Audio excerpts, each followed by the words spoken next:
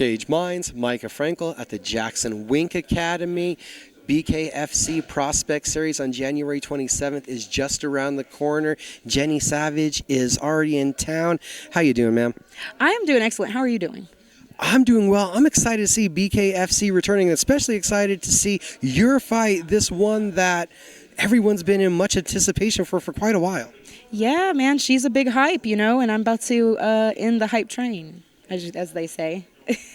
Well, even more than that, I felt like this was decided months ago that you two were going to fight, and it was kind of like this carrot being dangled out by the promotion. Oh, yes. I think maybe they were looking and anticipating for the right numbers, the right storm, and I can only admire them for trying to get the best platform or state or whatever they want for us. And I think that they did really good by rushing this one as the first of 2024. So. I know that the two of you have a past from the MMA fight, but is there a more specific, deepened reason why you two have kind of eyed each other for so long? Well, honestly, it all stems from misunderstandings. I believe from there was just enough disrespect. I will say that we've always looked out for each other's kids. We've always, the end goal is to make money for the both of us, no matter how ugly it may get. So that's always there. There's always that kind of respect. But other than that, there's bad blood that I'm ready to get it out of the way. She's anticipating a trilogy. I'm anticipating her retirement. It's just two different things. Why do you think, or is it a goal to retire her? Do you think that's going to happen, or is it more a goal of yours? Of course, it's because she thinks she's going to finish me and that she's making up facades that I'm talking crap about her, and I'm just so tired of this drama, man. It's either Britton Hart or Andy or, and I'm going to keep my foot on all of their necks as far as the gossiping and the BS. I came here to fight.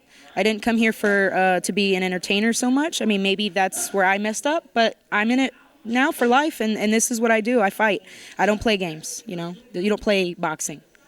Do you feel like some of the trash talk has been too constant, or has it crossed over? Has it went from fight hype to into a personal kind of realm? Yeah, sort of. It's sort of unwarranted from her end. It's just that I don't know if this is for the hype, if this is to make a perception for the important people of BKFC. Whatever it is, she seems a little desperate. I'm not sure if that's what that is, desperation, but I can only assume that for somebody to make up such things that are not true, and then to assume that I'm ignorant from all the way in 2019, that I'm thinking that's the reason why I'm going to win this fight, when she has no idea what's going through my mind. And I think that alone could tell a lot about how this fight's going to end up. Well, I know you don't want to let too much out there, too much of the plan away, but what is going through your mind? It's just honestly going back home to my son and being able to take him to Gatlinburg, or, I almost want to cry. It's been since March. I just want my son to have a new guitar. I want him, to have a brand new room. I've been trying to move.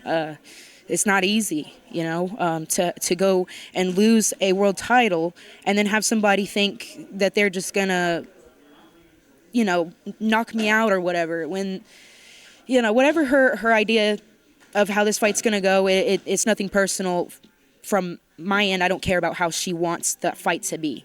It's the disrespectful two-facedness that has been completely saturated in this company of the women's division, and I'm sick of it. I want to be able to put my mouth where my fists are, or my fists where her mouth is, and I just want to be a fighter. I want to fight good. I want to make David Pett-Philman proud. I want my son to prosper off of my career. We all know everybody's looking for the big numbers, the big paydays. That's the end goal. And to get there, you got to emphasize and hype the fights. But has there been too much emphasis on the hyping of fights just in general from what you're seeing in the division? I believe that it's uneven. I believe 1 minute we're hyping the fight, the next it's lackluster. There's nothing going on as far as the promotion. I'm not sure where or why it's been that way, but I think that it's, I don't know if it's a tactic. I personally think that part of it is because they just want the best numbers. Yes, that's appropriate, but after a while, some of your fighters are just going to get injured, they're going to get fat, we're going to get sleepy, I'm 30 years old, man. I don't know how much longer I've got past 35. So it's something that I want to get the ball rolling on. I feel like I'm at my prime. I'm in my peak, you know? This is a perfect fight to prove it. What do you see in this fight, like in the future, moving forward? Like, do you think this puts you right back title contention? Well, according to Miss Britton Hart, she doesn't want to fight me anymore. However, she has no choice. If I win, I may have to fight somebody else and another person and another person. I might have to fight 5 more times to earn my respect and position back to where it should have always been, with the belt in my hands. It's just circumstances have happened, and you know, honestly, good, bad, ugly, I'm grateful for everything. So you can't make me go anywhere. You can't make me sad. I'm a part of the BKFC, the greatest, most fastest growing sport, and man, I'm just head over heels. This is where I want to be, Jackson Wink, with my man I've been with for 10 years, and my son is growing to be an awesome man. Like, what better circumstance than, you know, after all the BS, that this is the outcome. And I mean, shit, what is next? What is next? I can't even dream it. Can't even dream it. We're out here a little bit about a week before fight night. Some acclimation to the elevation. Was that the thought process? Honestly, I keep forgetting about elevation. I was concerned about it, but being here, I think we've just been here for like 5 hours now. I don't really know, but in Las Vegas, I remember being fatigued, but I just did a little round, and I feel great. I'm excited. I want to get my hands on this girl, you know. I'm ready to get my check. Go take my boy out. And the last thing about Taylor Starling, about the fight, do you see a different fighter in her from the one that you fought those years ago? I see somebody that's gotten more mentally weak and somebody that's become more of an entertainer than a fighter. But kudos to her. I'm getting paid. Thank you, Taylor.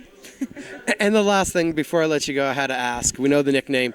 What is the difference between a regular gangster and a Tennessee gangster? Okay. A Tennessee gangster is somebody who stands up for people when they're weak. A Tennessee gangster is somebody who does not commit crimes, somebody that does not try to start shit. You know, somebody that takes back the life that they were headed, you know, the road that they were headed down is a dark one, and reclaimed it and turned it into a real gangster path, you know, like fighting. So that's, to me, that's gangster. You don't have a pulse if you're not excited for this one.